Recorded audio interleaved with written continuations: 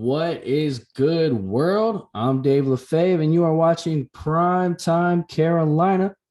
My man Tanner Blue couldn't make it with me tonight, but that is cool because I got a great friend of the show, Josiah House, joining with me tonight. Josiah, what's up, my man? What's good, man? How you doing? I'm doing well. I hope you are doing the same. Yes, sir. I'm doing great. So last night we saw our Carolina Panthers take an L to the New England Patriots on a Friday night. Now, personally, I thought the game was going just fine until we started seeing more third and fourth string players, but we can get into that here in a second. The big news of the day coming out of last night is obviously Matt Corral suffering a Liz Frank injury that is most likely going to end his season. That's tough. Personally, I'm kind of devastated. I had, obviously I knew Matt Corral wasn't going to play a lot this year, but it still hurts to know that he's going to be sidelined for the remainder of the season. What are your thoughts on that, my friend? I didn't see Matt Corral as being that much of a factor this season unless something went terribly wrong. Even if Baker wasn't working out, he got injured. I couldn't see Rule choosing Corral over Sam Darnold just because I didn't see Corral as being ready yet at a pro level. But this injury, nonetheless, is absolutely devastating because he has to spend the rest of the season or at least the majority of the season, in a walking boot. That means no practice with the team. He can't be on the field. I mean, like, he's going to be missing out on a lot of crucial time for a rookie. A lot of crucial Absolutely. time. For a guy who we know was coming from such a college offense when he was in college, I know that sounds kind of silly and redundant, but the offense he ran in college was so far from an NFL offense that he needed any reps he could get in practice this year. And like you said, he obviously was not ready. And I think most people realize that at this point, but still for him to not get these reps going through the season, it's going to be pretty tough for him. So that's hard. That's definitely tough.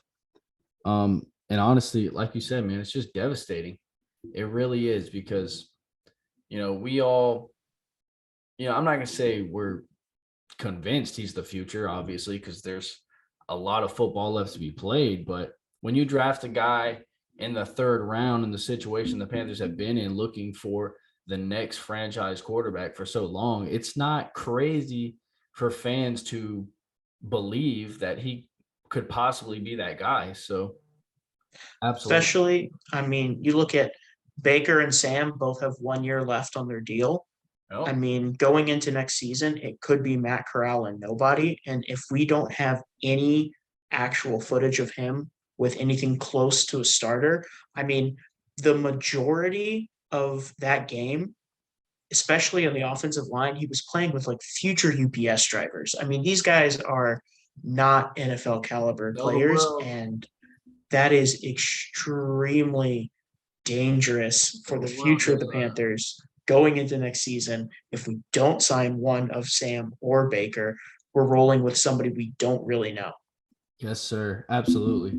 And that's just facts, man. And that's been my problem with the way Matt Corral's been handled. I mean, I know it's only, two games into his rookie or two preseason games into his rookie season, but to me it's just obvious that the coaching staff has really mishandled this situation with him because it just feels like when I look around the league at other teams like Pittsburgh, Tennessee, New England, these are teams that have rookie quarterbacks, and I feel like they've done such a much better job putting their rookie quarterbacks in situations to succeed. And then when I watch the Panthers play these games, it's just like a joke. It's like they put him out there with the worst possible combinations of players, and then they're like, go do something, and then he gets hurt, and then they start looking around like, oh damn, he got hurt. Yeah, of course he got hurt. Look at what you did to him. Look at the situation you put him in.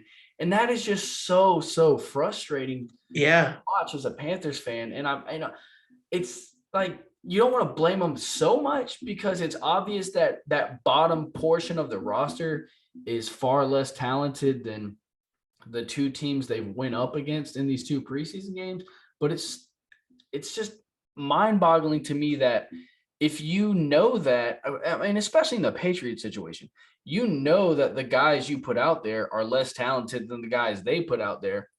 Why are you setting up your rookie quarterback to fail?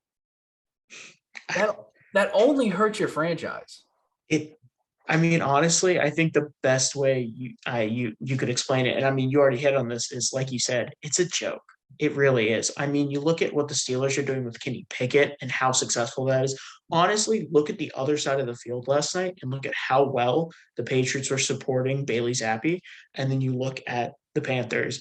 And I don't want to blame fully our current coaching staff because the just absolutely terrible position that Marty Herney put the Panthers in on a roster building level Sure.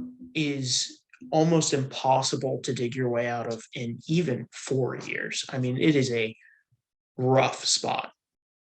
With that being said, the fact that the starting left tackle last year was a man named Austin Pleasance, who every single play I saw, as soon as the ball was snapped, he was about 5 yards backwards with some guy who's not even going to make New England's roster, just shoving him like he was a tackling dummy. I mean, like he wasn't even a factor last year. He hurt us more to be on the field. Yeah, my God, dude. And I feel the same way about Cam Irving as well. He's been running a lot of third team reps here in the preseason, and he's been getting beat consistently. This is a guy who was our starting tackle last year, and it's just, man, it's tough to watch. But I'm speaking of the offensive line. I'm glad you brought it up. Let's talk about it a little bit. Now, there are a couple of, well, let me preface it this way. Only a couple starters played yesterday. A couple of those being Brady Christensen and Ikem Ekwonu, excuse me. I'm trying to get used to that pronunciation. Ikem Ekwonu and then and Brady Christensen are one of a few starters that saw playing time yesterday. Now, Ikem Ekwonu finally got to play at left tackle, which is something we've all been waiting for. We've all been clamoring for, and we're all just like, dude, what the heck are these guys doing? And man, I gotta say, it was a mixed bag to say the least for Ikem Ekwonu yesterday. So, the first play of the game, the Panthers ran a toss. He damn near steamrolled somebody into oblivion. I don't know who he hit, but he flattened somebody. He put somebody on their back, and that was nice to see. I loved it. But he did get beat for a couple sacks. He did give up a couple sacks yesterday. So, obviously we knew for him there was going to be a little bit of learning when it goes into the pass blocking portion of his job. But he showed he can run block yesterday for sure. Do you have any thoughts on what you saw from him yesterday? I mean, when it comes to Aquanu, I mean, I absolutely love the Oh, I guy. I forgot to cannot. mention he was the number one player on your draft board, right? Yes, sir. I Yes, remember sir. that. I Yeah, absolutely love him. I meant to bring it. He has a nasty streak like nobody I've ever seen before. I mean, that guy is monstrous. He's like a demon on the field when it comes to run blocking. Now, Sure. I understand pass blocking is not exactly his forte. And when it's not exactly your forte in college, it usually isn't a good sign for the NFL. But his technical footwork has been extremely impressive. The problem is, it doesn't seem like he's exactly ready for the speed of the game when Sure. it comes to pass blocking, which is understandable. You're a rookie. This is his first kind of feel for the NFL and how it's going to feel. And you're lining up against people like Matthew Judon. You're lining up, even they've got depth in people like Ronnie Perkins on that team who played phenomenal last night for New England. So I understand his struggle. But with that being said, it's also a little worrying to see how much he struggled. And I can never stop talking about how amazing he is, and I will never stop talking about how amazing he is, and I will always have his back. With that being said, it is worrisome. I'm not sure if he is in his starting position, especially left tackle, a hard position to start at as a rookie. There are very few. Ryan Ramczyk was pretty good, just straight out the gate for the Saints. But I mean, you've got people like Garrett Bowles, who was drafted in the first round, and it took him 3 years before he was up to par as a pass blocker. Hopefully that's not the case with you, Cam. But Yeah. I'm not going to say that this is cause for alarm, but it is eyebrow raising. Yeah, It's for a sure. little worrisome. And I think you really nailed it there as far as him needing to work to gaining the quickness to meet some of these edge rushers. Cause I feel like you said, like the footwork is there. It's like you can see it, but I don't think he's fully adapted to what the speed of the NFL game is going to bring his way quite yet. So I think in not a ton of time, maybe, maybe mid-season we'll feel like he's really found his way. But as of yesterday, he didn't quite look like he was there yet. So it's kind of strange because Matt Rule is so persistent about his stubbornness when it comes to letting guys have jobs. And I don't want to be a hypocrite here because I've spent the better half of the last 2 weeks like bitching about how Matt Rule wouldn't let Ikam Ekwonu play left tackle. But now that I saw it yesterday against a guy like Matthew Judon, where he was just kind of getting worked a little bit, it's like, dang, did he listen to the fans too much? Did he like what? Maybe he's not ready. Maybe he should play left guard for a little while. But I also feel like it comes to a point where, especially if you're playing left tackle in the NFL, you got to kind of take your lumps a little bit. And, I feel like yesterday that happened, and hopefully he'll learn from it and, be a better player moving forward. I want to ask you about another offensive lineman that we saw yesterday, who I felt like had a pretty good game. I think he showed his versatility. I saw at least one play where he stood out to me, pulling left, getting outside and blocking. And that was Kade Mays. Now, it's a guy who can play all over the offensive line. We know there's kind of some questions with center right now as far as whether or not Bradley Bozeman's going to be ready to go when week 1 gets here. What are your thoughts on Kade Mays? And do you think it's plausible that he could work his way into that starting lineup? I mean, the fact that, especially at center, if Bozeman isn't ready, the only person in his way is Pat Elflein. Yeah, I think it's definitely I'm plausible. team cut Elfline all day, man. Like that Yeah. man is hot garbage. And I don't know how like he ever was like a Pro Bowl player. He is like horrible, like just horrible. So I'm sorry. No. I mean, trust me. Go ahead and talk, my friend. But I'm just so like when people say that name, I get heated. Dude, I get it. It is a nightmare watching him play. It's like the last year of Matt Paradis again. Yeah, it's the same thing. It's the exact same thing. But I think with Kade Mays, I worry about him in similar ways that I worry about Cam.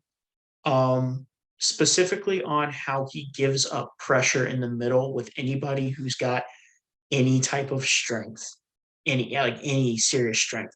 Mm-hmm. Kade Mays running downhill as a pulling guard, when you give him time to really get that like speed going, I mean, he can hit like a truck. But coming right off the line in pass blocking, you have to be able to hit hard with no momentum, like zero momentum. And there were multiple times, including the sack that caused Corral's injury. That was partially his fault. It was him and Deontay Brown. They both have struggled severely with giving up pressure to the middle. And last night, it showed pretty good. It showed pretty blatantly, I'd say. I like Kade Mays as a possible starter. I do, especially with the roster that we have and the depth that we have, with how thin we are at O-line. I think he could start. I'm not sure that's a good thing as of right now. Could he be our best option? Yes. Does that mean our quarterback could be in just as much trouble as he was last year? Quite possibly. And I'm almost worried with. I was a huge Chuba fan going into last draft, but watching his preseason tape and seeing him play last year, I'm not sold on Chuba right now as a actual change of pace back for us. Getting into dangerous territory now, Josiah. All right, before I move on to this point, because I like where you're going. Okay. You need to call me out when I mess up, because I said Elfine was a Pro Bowl player and he wasn't. I was getting him and Paradis mixed up there for a second because they're both just terrible interior offensive they're linemen. both terrible interior offensive linemen. Yeah, I mean they're the same person more or less. Exactly. That's really what got me, to be honest, is like in my brain they're the same player. To your point, all right, I can't forget what I want to say, because you were talking offensive line, you switched to running back on me. So let me stick with offensive line. I want to come back to Chuba Hubbard. I'm glad you brought that up, because I'm on a Chuba Hubbard crusade right now. But okay. Deontay Brown is also on the offensive line. This is a guy who's been a big fan favorite since he was drafted by the Panthers. And call me out on this if I'm wrong. He didn't allow a sack in college, right? That stat is. I believe so. I believe he did not allow a sack in college. I don't think I made that up. I'm pretty sure that was the stat when he was at Alabama. He never allowed a sack. Now, the memes are awesome of him being Blastoise, and he's a big giant dude and all that. That's cool, man. I love it. I'm here for any dude who's going to come out here and be a dude. With that being said, and we talked about this just a second ago with Iquanu, when you're playing the offensive line in the NFL, there's a certain amount of quickness and nimbleness you need on your feet. And if you don't have it, you're not going to be able to play.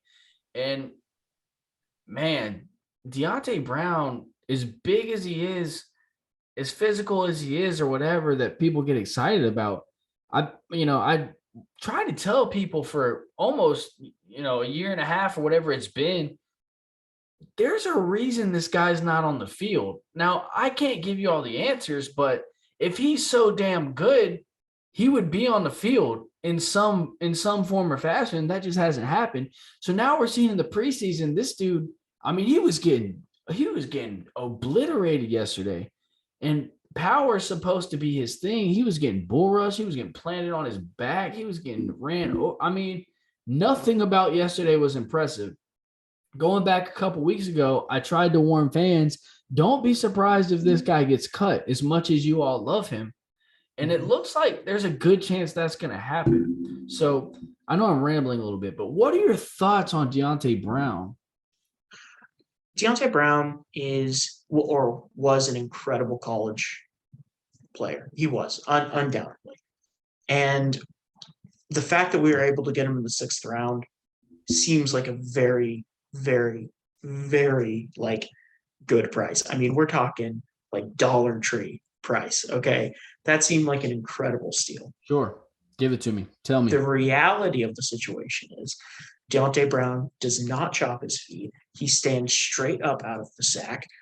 And even in situations where he's trying to get leverage, he's sitting there doing this thing where he's kind of trying to lean into somebody like this instead of actually squaring up. I mean, I don't know if it's a problem with the Panthers coaching staff. I don't know if it's the problem with he was somebody who was extremely physically gifted and just never needed to learn the technique. I'm not sure what it is.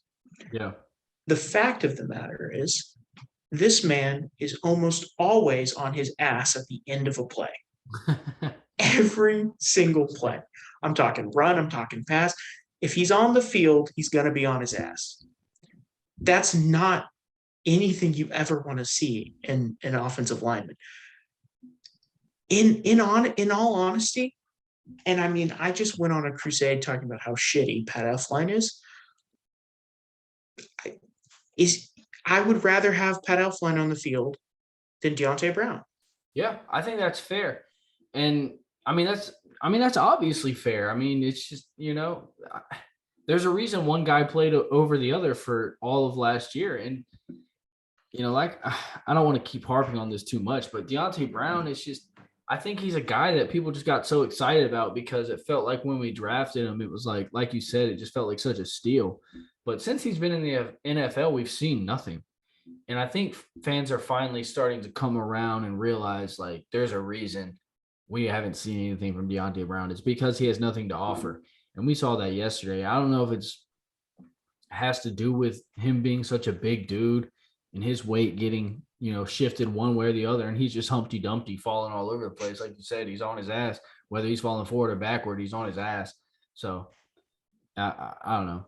I just wanted to ask you about Deontay Brown, but we'll move on. I think we can both agree he's not the greatest guy. Speaking of guys who aren't the greatest guys, let's talk about Chuba Howard. Now, damn, son, these people, these damn Panthers fans, they do not like when you say anything negative about Chuba Hubbard. But I got to tell you something. I don't get it. I do not understand the obsession with Chuba Hubbard. I don't know if it's because Chuba Hubbard rescued like a dozen babies from a burning building. He did. I don't know what he did for Panthers fans. I really don't. But I mean, last year to me, he never showed anything special. He never showed anything to me that said he was better than a third string running back. You know what I mean? And I understand, like, if you get enough carries in the NFL and you get enough open holes, now I'll give Chuba this, and I say this all the time. He has great acceleration.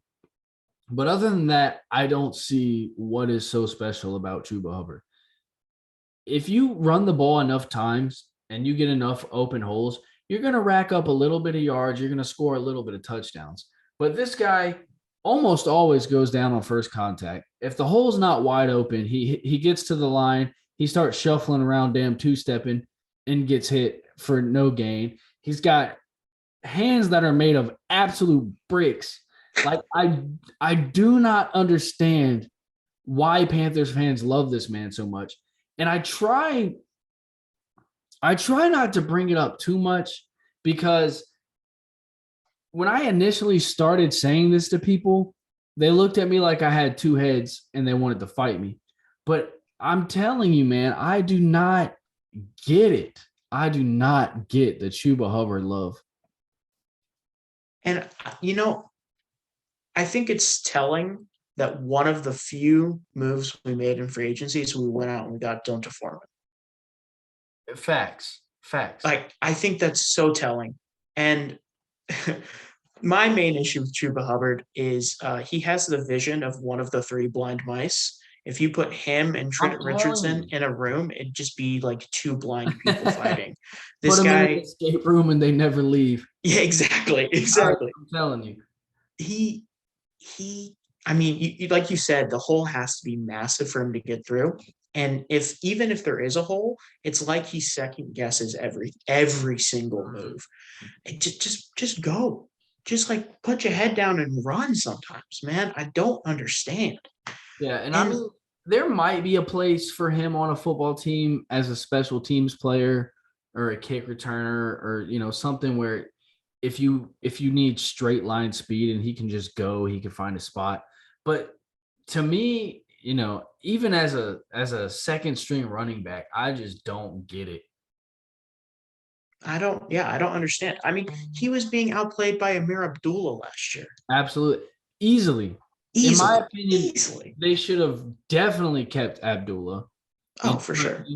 And cut Chuba's touches down. And, I understand why people cling to him, I guess, just because he does have a very attractive, like, college highlight tape. But again, when you're in college, you can find those open spaces and run wind sprints all day and run past defenses. But in the NFL, it's not like that. And it's just his game does not translate to the NFL. And that's okay. But it's like, quit trying to force him into being this player that he's just not. You know what I mean? Well, and I think, this kind of, sorry, I'm hopping all over the place, but I think go for it. The way that you said Chuba Hubbard, his game doesn't work in college. I feel like every single week I see the Panthers play, I look at Matt Rule and I'm like, listen, it's college football is not the NFL. Like those are two separate things, and you cannot try to efficiently play college ball in the NFL. You might get away with it for a season, like the way the Dolphins did with Wildcat that one year. Like you Sure. might be able to pull some strings for a season. It's not going to work consistently. And the fact that we keep drafting extremely physical, extremely fast, I mean, gifted players, but that have no technical skill. And then we don't have anyone to train them. We're literally just telling them to go out there and run fast, go out there and hit hard, and things will work. And in the NFL, that's not how it works. You have to be technically sound. Yeah. You have to be. And we're seeing that game in and game out, where we have people like Deontay Brown. We have people like, I think we're going to talk about him later, but I would throw Tay Waynes in Okay. this Sure. category personally. But Kalen Barnes, I would say you'd throw in there. Even this is a draft pick from I think 2 years ago now, but Keith Taylor Jr., I'd throw him in there. I Man. mean, there are a lot of players here that are physically gifted, but just have no technical skill, and it is killing the Carolina Panthers. Keith Taylor is absolutely a player who I've been real high on. And I don't back down from that because I think in a zone scheme, he's a good player. And I think in the preseason, you see a lot of man coverage. But yesterday was by far the worst game I've ever seen Keith Taylor play. I mean, he could not keep up with anybody. Is that a fair assessment, do you think, to say he's more of a zone corner? Yeah, I'd say so. And I don't want to say Keith Taylor is a bad player by any means. I think he definitely shows flashes, but he lacks consistency so much. I mean, I don't want to just rag on him because last night he had a terrible game. Anybody would tell you that. And I'm not just trying to, get on him because last night. But I feel like last night is an example of how one game he can have it looks like he's a starting corner, a low end starting corner. And then the next game, it looks like he shouldn't be on the team. And usually you find somewhere in between where he's just skirting that, fourth to fifth string corner on the Panthers. And I mean, he fills that role well, but he has the skill and he has the potential to be more than that. And it is so disappointing to whether it's that he can't grasp the defense or playing him wrong, whatever it may be. Every single week, it just seems like he's being underutilized or he's being made an example of by the other team. Yeah, I get that. Let me ask you about another guy you just mentioned, Tay Waynes. Is that right? I think it's either Tay or Ty. I'm not sure. Ty Haynes, right? Hayes. Ty Hayes. Ty Yes. Hayes. Appalachian State corner. Yes. So he had the pick six last night. And to his credit, that wasn't the only play he's made in these two preseason games. He's made a couple other plays as well. Now, I did see some fans talking about how they think he should make the 53-man roster. Now, I'll go ahead and give you my perspective. I think that's kind of silly, especially as deep as the Panthers are at corner. If he came back as a practice squad player, that's fine. I'd be cool with that. But the idea of him making the 53-man roster seems kind of silly to me. What are your thoughts on that? I'd have to agree, to be honest. I don't think that he's a terrible player by any means, but the preseason is made to get people overhyped and excited. And it's also made for coaches to see their players actually perform. But we have jointed practices for that too. But we sell a bunch of tickets for the preseason. It's a lot of it is to get that hype for the NFL to start rolling. And I feel like a lot of people just play into one good play equals you Mhm. want to see him again, right? Because that pick six was electrifying. It was very fun to watch. But it was You know, also an incredibly horrible route by the wide receiver and an incredibly oh, bad decision by the quarterback to throw it. So, the receiver looked like he was jogging, and the quarterback stared him down the entire time. yeah, throwing across the field from his right to his left as a right-handed quarterback. I mean, everything in Right, that play was wrong, but when your guy is the one who picks it off and runs it for a touchdown, you get excited. right. And I think it helps that he is a previous USFL player who played Mm. well in the USFL. And so there's a name of this like underdog candidate. Can he cross over to the NFL? You start to see that hype build up. It's the same thing we saw with the XFL. Uh, Actually, I believe PJ Walker was an XFL player Yes. before he was on the NFL. XFL MVP, I Yes, believe. sir. I guess they didn't finish the season, but he was the unanimous MVP. He was like damn Patrick Mahomes. I don't know if you watched I that saw maybe a game. when it was going. See, I'm such a like football nerd. Like I'll sit like it doesn't matter how stupid it is. I'll sit there and watch it. You know what I'm saying? Like Oh no, I got whether you. whether it's the Super Bowl or like two people playing catch on the beach, like if it's football, I'm gonna watch it. So whenever these leagues pop up, I watch them like they matter. And I feel you. I feel you. PJ Walker was must see TV in the XFL. But all right, so we're almost out of time here, Josiah. Thanks again for joining me. Hey, no Uh, problem. Glad I could be here. yeah, of course. Do you have any final thoughts on the game last night or moving forward into next week's game, the regular Honestly, season? Any it thoughts, really? it kind of feels like the wind was taken out of the sails after Corral's injury. Mhm. I'd like to see Baker get some serious playing time in the third game for extended amounts of time and actually see him perform pretty well. Yeah. Um, I'd like to see more of Derek Wright. He looked pretty good. I mean, that Sure. pass in practice as well as that pass last night. Uh, he looks like a solid receiver. I'd like to see him some more.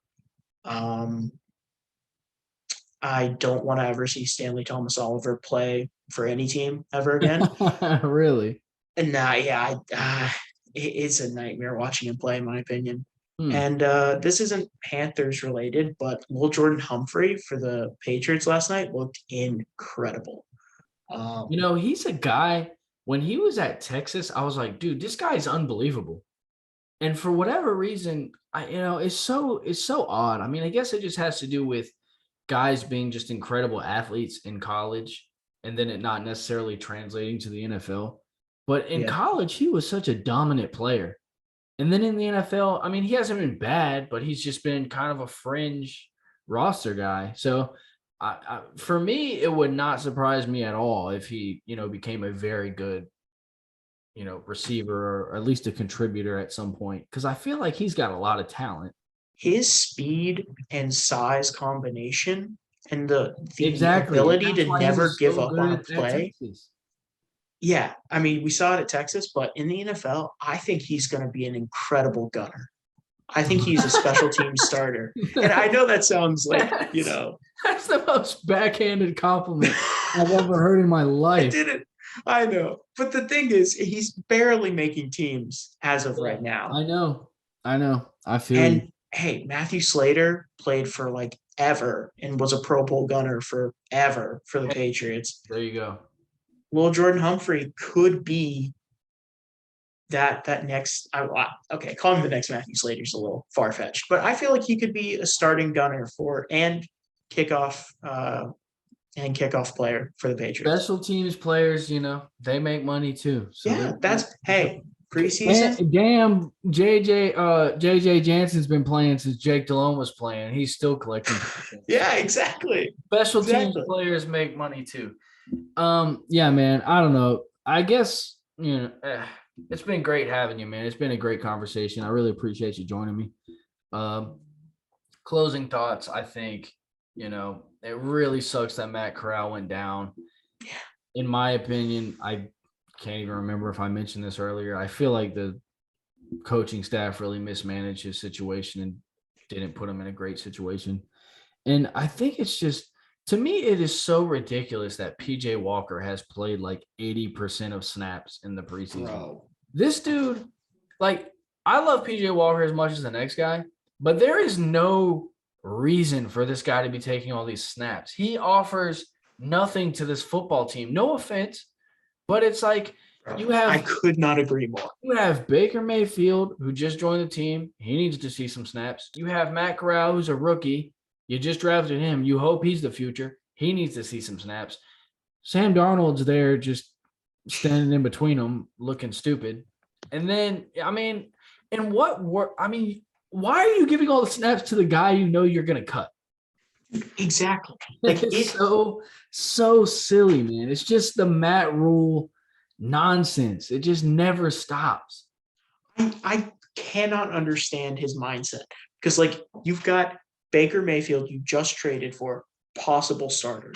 You've got Sam Darnold, maybe the other starter, probably in the eyes of Rule, not in the eyes of any fan that's ever existed. But his salary is so high, we can't cut him. Yeah. With Matt Corral, you just drafted in the 3rd round. Unless you want to have 4 quarterbacks on your team, what is PJ Walker playing for? Like, I'm telling you, this is the way I see it. I honestly believe Matt Rule knows that's the guy he has to cut. So he's doing everything he can to find him a job somewhere else by giving him these reps because that's like his boy. That's honorable. Like, that's a participation trophy for his time with the Panthers. And I get that. That's very sweet and loving. And they should make a 30 for 30 about it someday. That's not helping the team. It's so dumb. It's so stupid. And then you got Sam Darnold. I was texting a friend earlier and it kind of hit me. Sam Darnold's like the bitch ass version of Ryan Fitzpatrick. Like, if Ryan Fitzpatrick like had no like moxie and it factor, which is like what makes him so good, right? It would be Sam Darnold. It's like if he shaved his beard, basically, is what I'm saying. If Ryan Fitzpatrick shaved his beard and was so unsure of himself, he didn't know if he should step with his right foot first or his left foot first. Yeah. Like, he just was so awful. Like, if he just stood back there with happy feet all day, he'd be safe. Exactly. Hey, man, all right. Like I said, man, we're out of time. I appreciate you joining me, Josiah. All right. It was a great conversation. Go Panthers. Keep pounding. Anything you want pounding. Leave the people with? Other than keep pounding and pray for 6-11. Pray for 6-11. That's so unoptimistic. I'm a cynical guy. What can I say? I feel you. I'm always that way up until August, and then I start getting my hopes up so I can be brokenhearted again. My optimism died when TJ Watt speared Cam Newton. I feel you on that. that was the straw that broke the camel's back. All right, everybody. Good night. Thanks for joining us. Keep pounding. Peace out.